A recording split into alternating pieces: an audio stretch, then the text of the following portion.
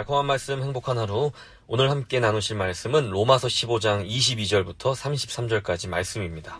그러므로 또한 내가 너희에게 가리 하던 것이 여러 번 막혔더니 이제는 이 지방에 일할 곳이 없고 또 여러 해 전부터 언제든지 서바나로 갈 때에 너희에게 가기를 바라고 있었으니 이는 지나가는 길에 너희를 보고 먼저 너희와 사귐으로 얼마간 기쁨을 가진 후에 너희가 그리로 보내주기를 바랍니다.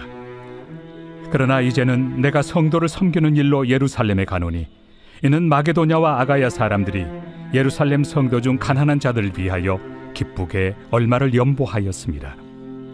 저희가 기뻐서 하였거니와 또한 저희는 그들에게 빚진 자니 만일 이방인들이 그들의 영적인 것을 나누어 가졌으면 육적인 것으로 그들을 섬기는 것이 마땅하니라.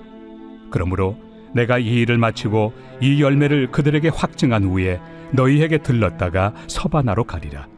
내가 너희에게 나아갈 때 그리스도의 충만한 복을 가지고 갈 줄을 아노라. 형제들아, 내가 우리 주 예수 그리스도와 성령의 사랑으로 말미암아 너희를 권하노니 너희 기도에 나와 힘을 같이하여 나를 위하여 하나님께 빌어 나로 유대에서 순종하지 아니하는 자들로부터 건짐을 받게 하고 또 예루살렘에 대하여 내가 섬기는 일을 성도들이 받을 만하게 하고 나로 하나님의 뜻을 따라 기쁨으로 너희에게 나아가 너희와 함께 편히 쉬게 하라. 평강의 하나님께서 너희 모든 사람과 함께 계실지어다. 아멘. 바울은 동쪽에서 충분한 사역의 성과를 이루었다고 판단했습니다. 그는 더 이상 그곳에서 자신이 할 일이 없다고 여기고는 이제 눈을 돌려 서쪽으로 향하려 하고 있었습니다. 바울이 바라보는 목적지는 서바나, 곧 스페인이었습니다. 그러나 그 전에 바울은 스페인으로 도약하기 위한 발판을 마련하기 위해 먼저 로마를 방문하려고 했던 것입니다. 바울이 동쪽에서 충만한 사역을 할 수 있도록 기도와 인적, 물적 후원을 통해 든든히 지원 사격을 한 곳은 안디옥 교회였습니다.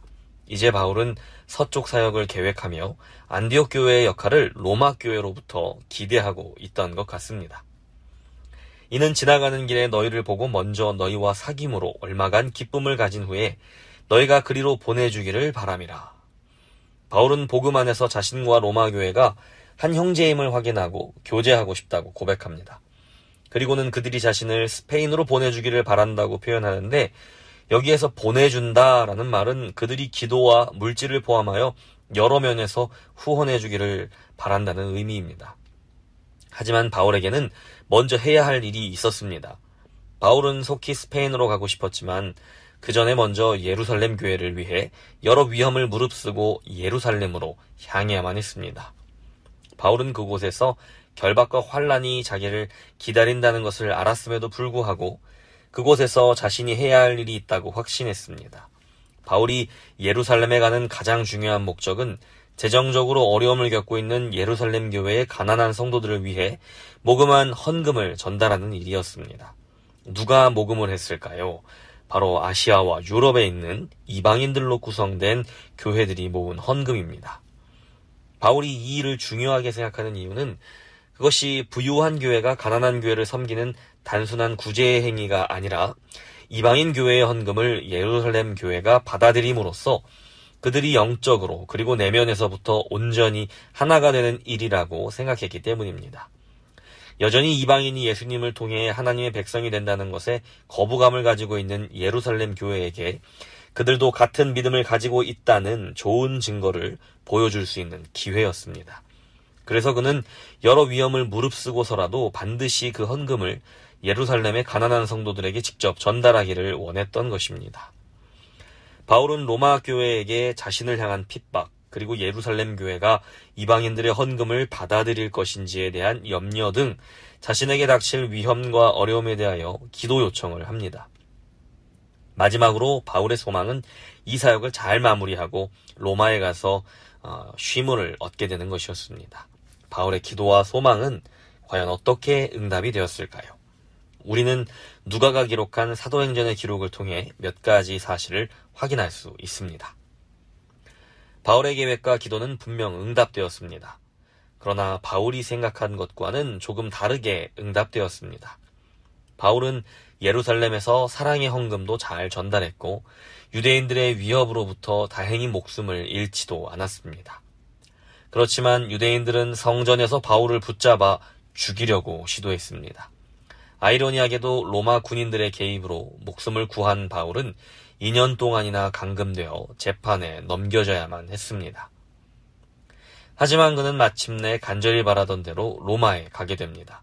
그러나 예상치 못한 변수가 있었는데 그가 죄수의 신분으로 도착한다는 것입니다.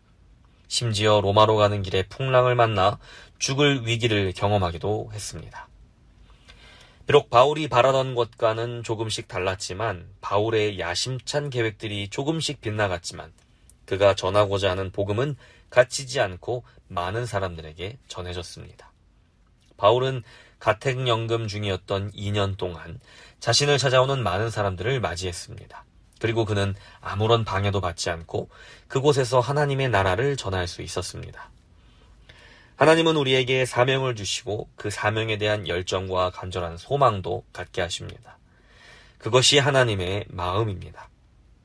우리는 하나님의 마음을 갖고 사명을 위해 달려가지만 때때로 나의 계획과 방법대로 이루어지지 않을 수도 있습니다. 나의 기도가 전혀 다른 방식으로 응답될 수도 있고 내가 가고자 하는 곳에 내가 전혀 생각하지 못했던 모습으로 가게 될 수도 있습니다. 마치 바울처럼 말입니다.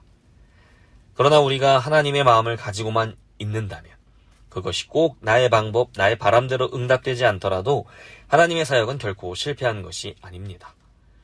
바울이 체포될지언정 복음이 체포될 수는 없습니다. 바울이 가택연금으로 갇히게 될지는 모르지만 복음은 갇히지 않습니다. 바울의 열정과 소망은 대단했습니다. 그는 간절히 기도했고 로마 교회를 향해 담대하게 기도 부탁을 했고 동역을 구했고 사명에 자신을 던졌습니다. 비록 자기 계획대로 모든 것이 이루어지지는 않았지만 하나님은 하나님의 방식으로 바울에게 주셨던 그 사명, 그 소망을 이루어 가셨고 지금도 이루고 계십니다. 사랑하는 성도 여러분, 어떠한 계획과 소망을 품고 계십니까? 그것이 하나님의 마음으로 품은 계획이 맞다면 하나님은 하나님의 때에 하나님의 방법으로 그 소망을 이루어 주실 것입니다. 그러나 나의 계획, 나의 바람과는 조금 다를지도 모릅니다. 우리의 마음이 우리 계획과 바람에만 있다면 이것은 조금 실망스러운 이야기일 수도 있습니다. 하지만 만약 우리의 마음이 하나님의 뜻이 이루어지는 곳에 있다면 이 소식은 결코 실망스러운 소식이 아닐 것입니다.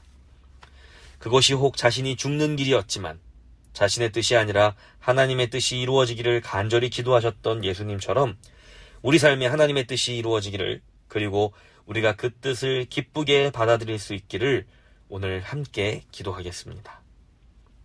나의 삶을 통하여 하나님의 뜻이 이루어지기를 기도합니다.